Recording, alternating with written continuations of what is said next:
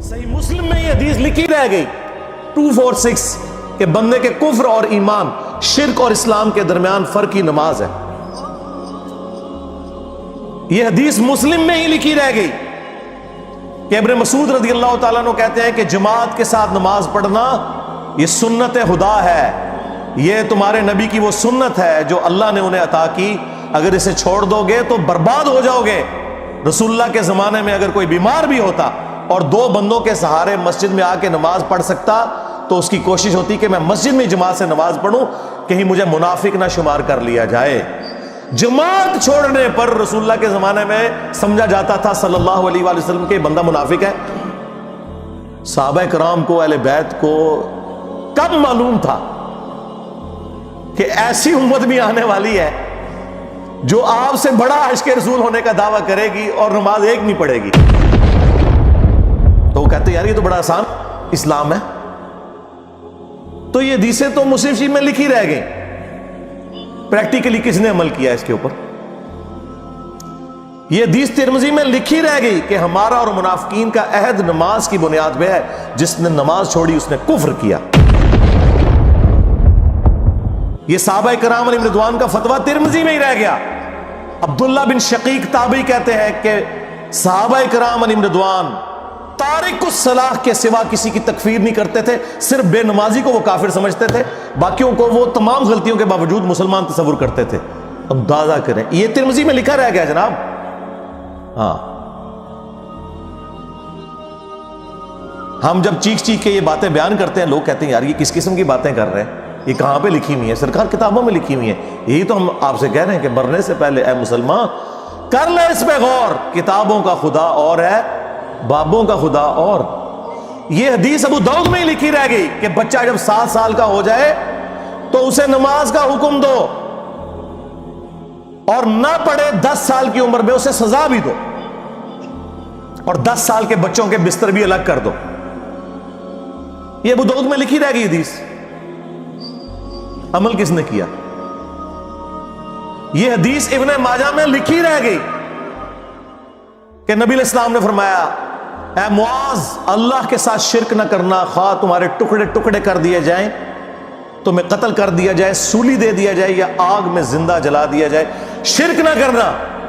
یہ پہلی نصیحت. اسی حدیث میں دوسری نصیحت، نماز نہ چھوڑنا. تمہارا اللہ کے ساتھ عہد نماز کی بنیاد پہ ہے، اگر تم نے نماز چھوڑ دی تو اللہ کا ذمہ اٹھ گیا تم سے. اور تیسری چیز فرمایا شراب نہ پینا، یہ تمام برائیوں کی جڑ ہے. تو یہ حدیثیں تو لکھی رہ گئی سرکار.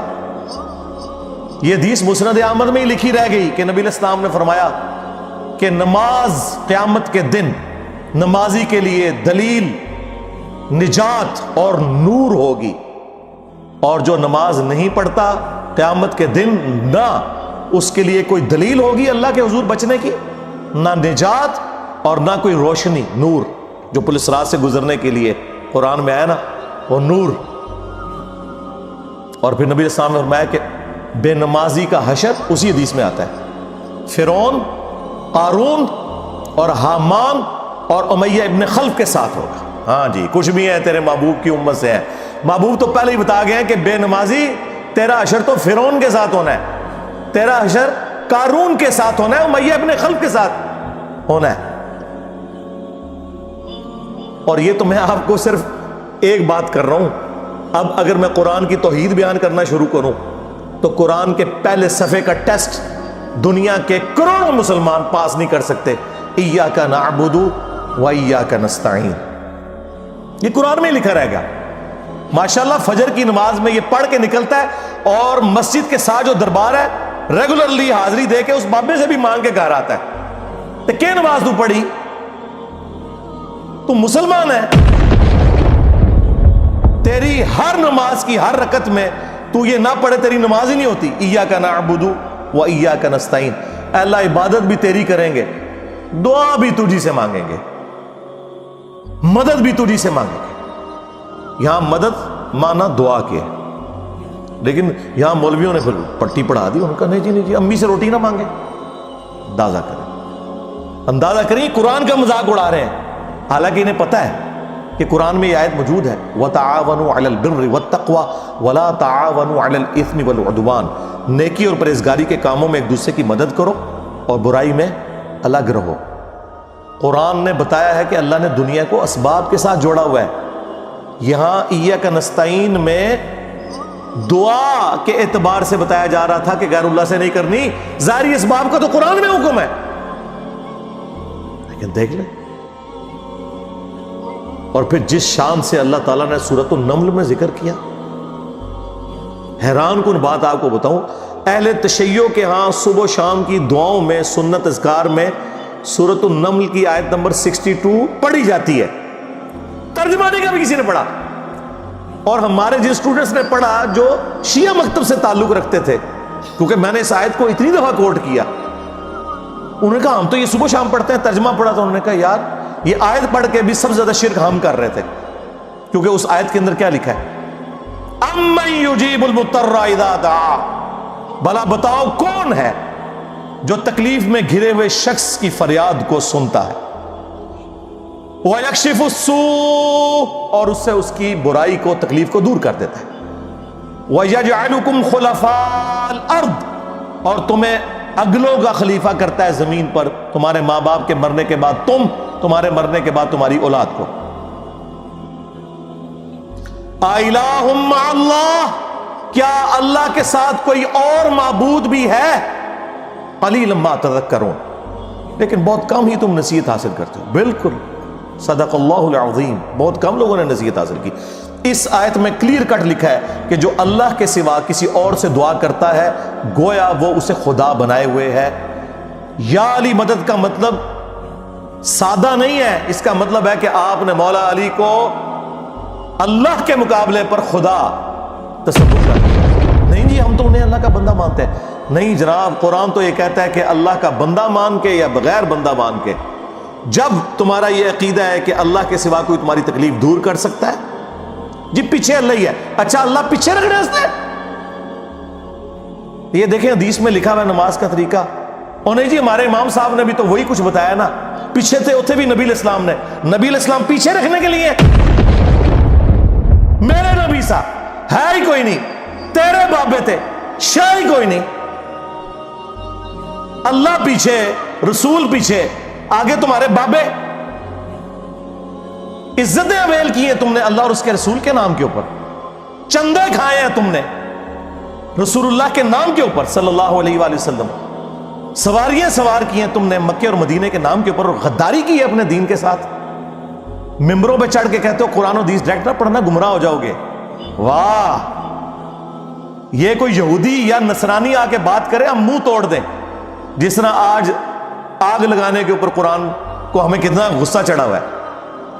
تیرا مفتی ہر جمعے کو کھڑا ہو کے کہ قرآن اور بخاری ڈائریکٹ نہ پڑھنا گمراہ ہو جاؤ گے، آگ تو یہ لگا رہا ہے، وہ آگ تو ایک دن تھی، اس سے کوئی فرق نہیں پڑا۔ قرآن کے ملینز آف کاپیز دنیا میں موجود ہیں، ملینز آف حافظ قرآن ہے، قرآن کو کوئی آگ نہیں لگا سکتا، دنیا سے ختم نہیں کر سکتا۔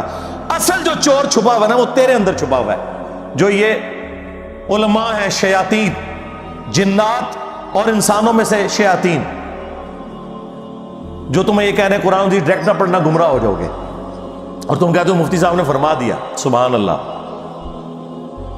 دنیا میں اگر کوئی مفتی صاحب لمبی داڑھی اور پگڑی اور ہاتھ میں تسبیح کے ساتھ آپ کو کوئی 2 نمبر چیز دے دیں، آپ ایک استری خریدنے کے لیے جائیں اپنے کپڑے کرنے کے لیے، اور اس پہ جعلی مور لگا کے وہ بندہ آپ کو وہ استری دے دے، اور آپ کو بعد میں پتہ چل جائے اس نے دھوکہ کیا ہے، تو آپ کیا کہیں گے؟ مفتی صاحب نے فرما دیا استری شریف۔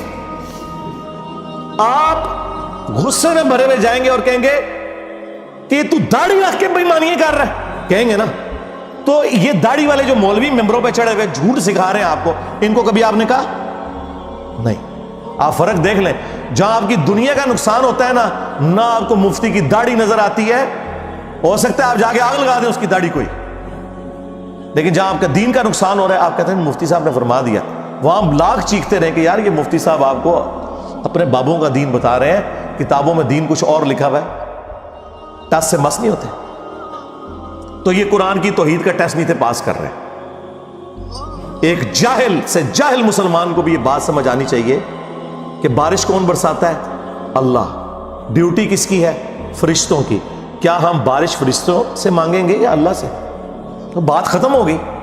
جو ڈیوٹیاں لائی ہیں جی بابیاں دیاں، وہ چھڑ دے، وہ ڈیوٹیاں لائی ہیں۔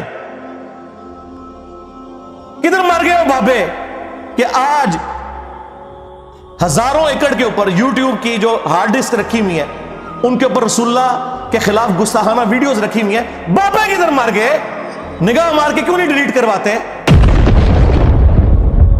اوے بابا جی کہا کرتے تھے نا جی امت مر جائے، امام مالک فرماندے نے کہ حضور دیاں گستاخیاں ہو رہی ہیں نے اور امت زندہ ہے، بدلہ نہیں لیندی۔ امام مالک فرماتے ہیں پھر امت زندہ کیوں ہے؟ پھر مر جائے ساری، پھر مر جائے ساری۔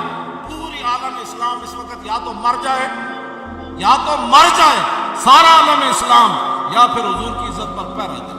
بس دو باتوں میں سے ایک بات ہے، بس یا سارا کٹا ہو کے مر جائے یا پھر فرانس کو جواب دے۔ میں نے کہا تھا بابا جی رک جاؤ، صبر کرو، تو آڈے ہوتے کوئی اور شے اللہ نے چھڑ دیتی ہے۔ امت بعد ہی مرے، پہلے تیرے بابے کیوں نہیں مر جاندے بابیا جنہاں دی ڈیوٹیاں سن؟ غوث کتب ابدال، انہوں نے اپنے نبی کا کلمہ نہیں پڑھا ہوا؟ وہ کدھر مر گئے جو کل تک اپنے مریدوں کو یوں دیکھ کے تو جلا کے راکھ کر دیتے تھے، آج اتنے بغیرت ہو گئے کہ وہ یوٹیوب سے ویڈیوز نہیں ڈیلیٹ کر سک رہے؟ لے جاؤ اپنے بابے، تو کسی کام میں نہیں نکلے۔ پہلے وہ مرن نا، امت تو بیچاری کچھ کر نہیں سکتی، بابوں کے پاس تو اتنے رائٹس ہیں۔ وہ بابا لبو جی ڈیوٹی ہے اتنے جتنے ہارڈ ڈسک پہ ہیں اتنے جس غوث دی ڈیوٹی ہے انہوں لبو کرا، اس سے میں 295 سی لواں گا۔ امت مر جائے، تیرے بابے نہ مر جائے، امت مر جائے۔ امت نو تے تسی مس گائیڈ کیتا ہے، شرک میں ڈبو دیا۔ او جی لاہور 1000 سال تو بابا بیٹھے ہے تے پال رہے لوگوں نو، چھڑ دے، آج چندے بند کر دینا گورنمنٹ، کتے پھرن گے دربارہ ہوتے تواڈے، صفائی کرنے والا کوئی نہیں ہوگا، بند کراؤ آج چندے۔ بابا پال رہے ہیں تواڈے چندے تے پلدے نے تے تسی کہتے بابا پال رہے ہیں۔ شرم کی کوئی انتہا ہوتی ہے۔ یہ لوگ بات کرتے ہیں کہ قرآن جل گیا تو پورے ملک کے اندر ہنگامے کھڑے کیے ہوئے، قرآن تم لوگوں نے جلایا ہے شرک پھیلا کے۔ ویسے تو کہتے ہو ہم سنی ہیں، سنی وہ ہوگا جو بخاری مسلم کے طریقے کے مطابق جو رسول اللہ کے احادیث نقل ہوئی ہیں صلی اللہ علیہ وآلہ وسلم، رکوع میں جاتے وقت اور رکوع سے اٹھتے وقت رفع الیدین کرے گا، یا سنی وہ ہوگا جو اپنی پبلک کو یہ جھوٹ مشہور کرے گا کہ جی بغلیں بت رکھ کے آندے سن تاں رفع الیدین ہوتا سی۔ واہ واہ، جس شخصیت کے ساتھیوں میں سیدنا عمر، سیدنا حمزہ، سیدنا علی جیسے دلیر اور اللہ کے شیر ہوں، اتنے لوگ بت رکھ کے تے حضور دے پیچھے آگے گلوندے سر۔ اب گل کرنے لی کرو کوئی، سب کچھ جھوٹ نکلیا تھوڑا۔ قرآن کو آگ لگ گئی کہ تسی لائیے قرآن کو آگ، آپ لوگ دشمن ہیں اسلام کے۔